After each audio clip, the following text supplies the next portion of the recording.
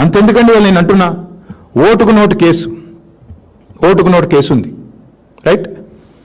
అజ్మల్ కసబ్ అనేటోడు తీవ్రవాది అనేది ఎంత స్పష్టంగా కెమెరాలో దొరికిండో, అజ్మల్ కసబ్ అనేటోడు తీవ్రవాది హంతకుడు అనేది ఎంత వాస్తవమో, రేవంత్ రెడ్డి దొంగ అనేది అంతే వాస్తవం. ఆయన కూడా కెమెరాలో దొరికిపోయాడు.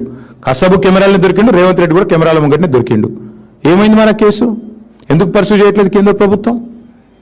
పర్సూ చేయాలి కదా. మీ సాలిసిటర్ జనరల్ ఏం చేస్తున్నాడు? అడిషనల్ సాలిసిటర్ జనరల్ ఏం చేస్తున్నాడు? ఏం జరుగుతుంది? ఎవరు కాపాడుతున్నారు? కనబట్లేదు అందరికీ? తెలుసు బ్రదర్, అక్కడ ఏం జరుగుతుందో కూడా తెలుసు. ఎన్ని రకాల మేనేజ్మెంట్లు నడుస్తున్నాయో మాకు కూడా తెలుసు. అన్ని బయటకు వస్తాయి. టైం ఉంది అన్నిటికీ. ఎవరు కాపాడుతున్నారు, ఎన్డీఏ భాగస్వాములు ఎట్లా రేవంత్ రెడ్డికి అండగా రక్షణ కవచంలా నిలబడుతున్నారు, టైం వస్తుంది అన్నిటికీ, అన్ని బయటకు వస్తాయి. అంతెందుకండి వాళ్ళు నేను అంటున్నా ఓటుకు నోటు కేసు ఉంది రైట్. అజ్మల్ కసబ్ అనేటోడు తీవ్రవాది అనేది ఎంత స్పష్టంగా కెమెరాలో దొరికిండో, అజ్మల్ కసబ్ అనేటోడు తీవ్రవాది హంతకుడు అనేది ఎంత వాస్తవమో, రేవంత్ రెడ్డి దొంగ అనేది అంతే వాస్తవం. ఆయన కూడా కెమెరాలో దొరికిపోయాడు. కసబు కెమెరాలో దొరికిండు, రేవంత్ రెడ్డి కూడా కెమెరాల ముంగటనే దొరికిండు. ఏమైంది మన కేసు? ఎందుకు పర్సూ చేయట్లేదు కేంద్ర ప్రభుత్వం?